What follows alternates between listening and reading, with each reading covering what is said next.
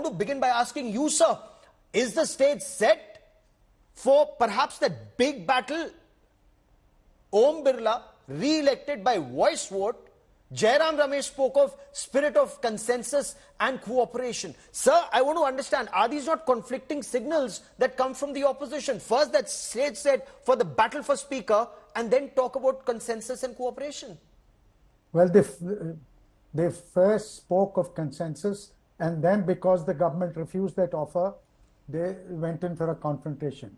I've covered Parliament for 40 years, and this is perhaps only the second time I'm seeing when the Deputy Speaker's post has been denied to the opposition. It traditionally goes to the opposition, and that's the trade-off. I once asked Mr. Atal Bihari Vajpayee, and who can be a better example of parliamentarianism and all that was good about parliamentarianism than Atal Bihari Vajpayee? And he says, look, there are no free lunches. Our Speaker... No, sir, but my question to you is about why did the opposition not insist on division of votes? Because this was symbolic. It's a symbolic fight. They were making a point. They were making a point, and they made it. The numbers stare you in the face. It was never, nobody in their wildest dreams ever imagined that the BJP would lose the speakership election. They knew the numbers were there. They wanted to make a point, and they made it. Okay. RP Singh, the opposition wants to start with a spirit of consensus and cooperation. That's what Jairam Ramesh said. He went on to post that this is the spirit that's lacking both in the PM and the NDA. Why does the BJP see the speaker's election as a setback for the Congress then, sir?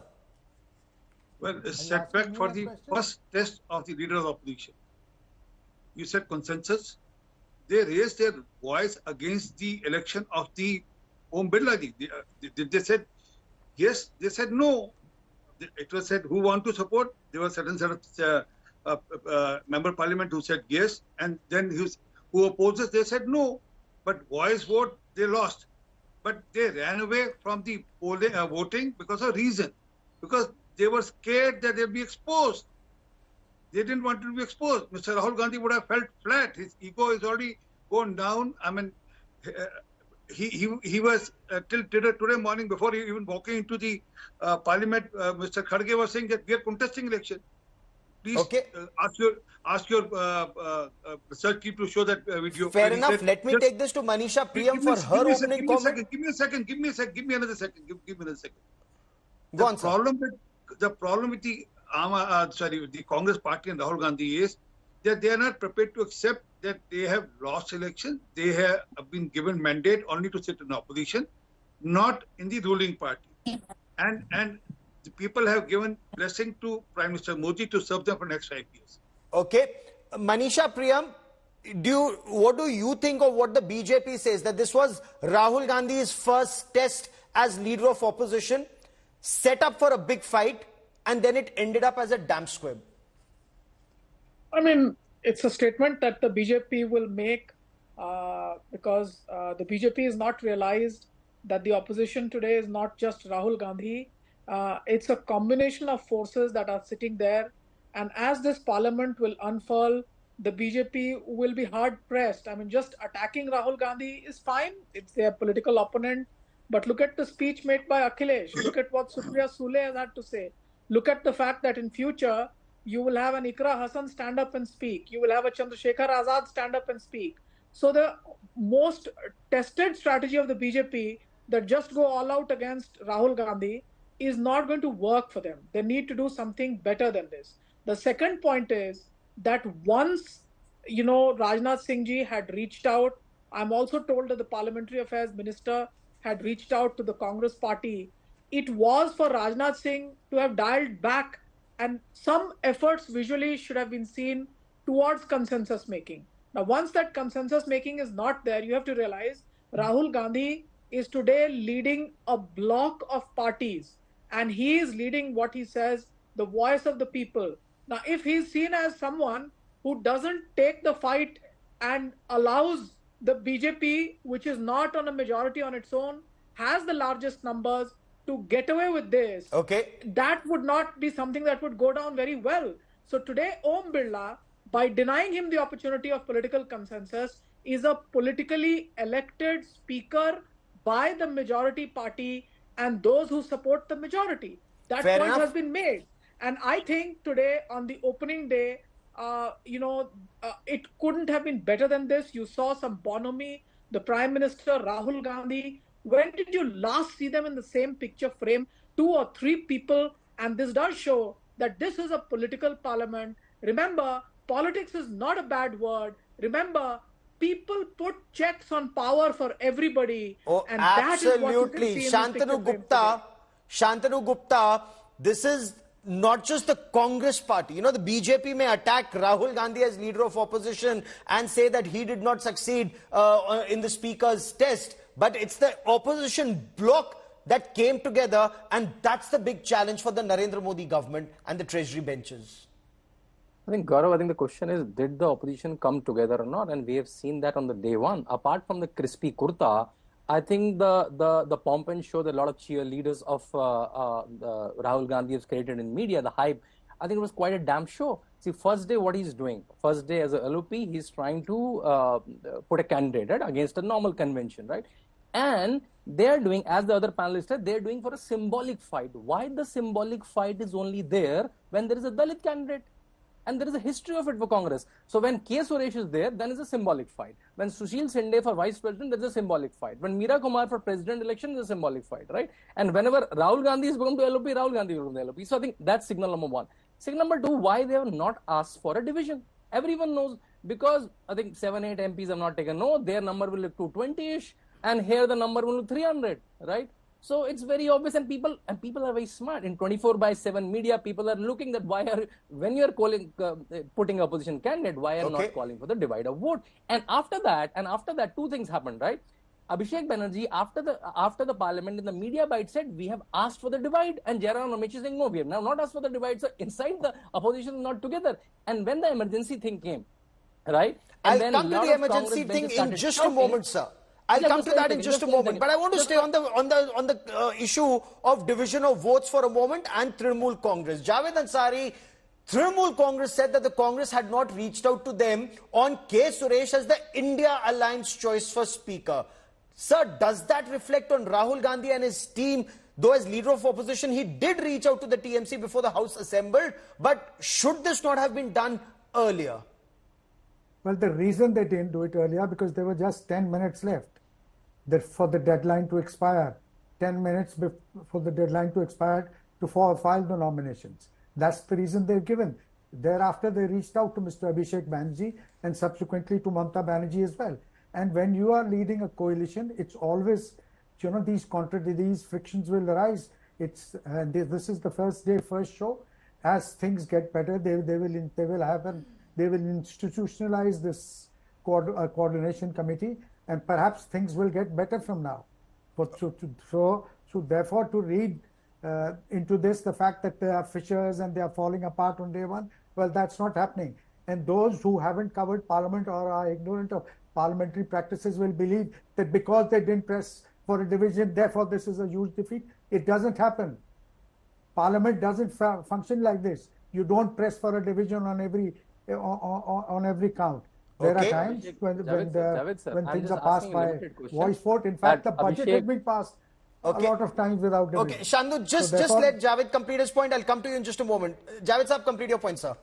So the point I was making is they wanted to make a point, they've made it. Okay. So let's not read too much into this as if there's a huge defeat. The numbers are there for everyone to see. The BJP is a minority government with majority support, and that ensures in Parliament. Okay, Shantanu, you wanted to rebut, and RP Singh wants to come in after that. I'm just continuing my point. So one is that, like, you are putting a Dalit candidate for symbolism. That's something very loud and clear. Secondly, for some reason, you're one of the major alliance. I don't know TMC's alliance or not, because anyway they fought. So, India Alliance fought 60 seats against each other. So are they not? It's very visible in the Parliament. Abhishek Banerjee, just outside the Parliament, saying, we asked for vote. Jairam Ramesh saying, we did not ask for the vote. And also, when the emergency resolution thing came, right, a lot of Congress people stood and started shouting. Akhilesh Yadav was silently sitting because he knew that his father went to jail, right? So the coordination was not happening. So day one, apart from the crispy kurta, I think nothing falling right for Rahul Gandhi. Okay, Manisha, Priyam, the is the BJP then making a mistake, or an analyst making a mistake, if they're looking at Rahul Gandhi only perhaps as someone who's changed from a t-shirt to a crispy kurta, or as some of the barbs that have come, that he will have to perhaps, one, improve his attendance in parliament and will have to be more hands-on, ma'am? No, I think the BJP spokespersons and other important analysts will keep talking about Rahul Gandhi's sartorial choices. So if Rahul Gandhi has to make consensus with the BJP, he must accept the sartorial recommendations coming his way, and he must do exactly as he's told. I'm telling you time and again that the BJP has large numbers but not a majority on its own. True. And the opposition that it faces, as Rahul Gandhi has given you an indicator, represents the voices of people. Remember, on the outgoing parliament, it was the BJP in its majority that did the Nari Shakti Vandan Adhiniyam. In the incoming parliament, Sanjana Jatav and the many sasses who came on the parliament door in their traditional attire, you ask us what we feel as women today. The representation has deepened. So the point is that if you keep getting stuck in these things, one of the important jobs of political analysts and those who represent the political party on media platforms like this, which are very important for democracy, is to even guide their own party towards where the real political wedges are. And if they go back and tell in their party briefings or in their media briefings, okay, let's look out for what Rahul Gandhi is wearing tomorrow, it's not going to be a very good debate. I think the important points today are that Rahul Gandhi is sitting amidst a committee of federal state level political interests of India, and that's something that the BJP would have really wanted to have on its own side. Okay. And if they are able to do that, remember, yes. RP is saying Rahul Gandhi, while congratulating Speaker Om Birla on his election, made a very big point and very emphatically that the opposition too represents the voice of the people, and it's significantly more this time compared to last time. The Speaker should allow them to speak and defend the Constitution. Sir, clearly is this block of 235 putting the government or the Treasury benches on notice that they cannot ride roughshod like they perhaps stand accused of, both in 2014 and 19? Well, Gaurav, it will depend more on the conduct of the opposition. Whether they are serious about debates, they are serious about subjects, they are serious about discussion in the parliament, or they want to just create ruckus, they want to bring Jantar Mantar to the parliament as they did last time. They got up to the tables, they did bhangra on the tables, they threw the material on the chairs. They are free to do that. I mean, that's what the opposition is. Or they will do threat trick as they have been doing. They brought Shriram, this time they have brought Shriram Theatre to the parliament by showing that copy of the constitution. I mean, I don't understand why to show the copy of the constitution, and that too a big version, not the original version of Baba Sahib Ambedkar Sahib. So they have all the right to do what they want to do. It will depend on their conduct. Okay. It's not the number. Sorry, give me a second. It's not the number which matters. Even today, was opposition united when complete Congress was creating ruckus on emergency as an issue? Akhilesh Yadav and T.R. Balu stood by the resolution, and Mr. Rahul Gandhi was sandwiched between the two, and he had no option. Otherwise, in a routine, the rest of the he would have gone by the rest of the party. So there is no proper understanding between the opposition also. Okay. Aam Aadmi Party, give me another second. Aam Aadmi Party is looking north and Congress looking south. Mamata Banerjee, Abhishek Banerjee, and everyone has said on record, my learned friend who's a journalist. He's already pointed it out. So, Javed Ansari, will that be a problem? Will that be a problem? Because as LoP, Rahul Gandhi has a huge responsibility on his shoulders. He will have to devote far more time and attention to the task at hand. Sir, his attendance last time was 51%, as against the parliamentary average of about 79%. You've covered the Congress and Parliament for decades. Now, how do you respond to the BJP on his attendance, and how do you see it, especially given you've also seen the Bharat Jodo Yatra and the Nyay Yatra? Is that a trailer of the times ahead? Look, I don't have to respond to what Bharatiya Janata Party spokesperson says. It's for the Congress Party. But he will certainly, as far as the question of attendance is concerned, he will now certainly have to be present in the House a lot more than he has been in the past. And he will need to learn how to manage contradictions, learn how to keep the entire opposition flock together. It's much easier when you have when you're the single largest party, and when you have 200 plus numbers. It's far more difficult when you have this large conglomeration of parties. So his political management skills will have to come into play. It's not just a question of him wearing a white kurta. There are lots of other things that he'll have to do. He'll have to up his game, and we need to wait and see. He may have performed well today, but he will be judged over how he conducts himself in that job for the next 5 years. Okay, Manisha Priyam, biggest challenges for Rahul Gandhi in your appreciation in the times to come. Biggest challenges for him. Biggest challenges is taking everyone together. You need to be aggressive, but also be flexible. You know which battles to fight and which not to fight beyond the point. Fair enough. Manisha Priyam. So there is a contradiction of sorts. Rahul Gandhi in the t-shirt was a man who was on the streets, had been walking the mile, and had definitely succeeded in creating a political narrative and mobilizing, as he said, the voices of the people, especially the poor, and he named out social categories that were included there.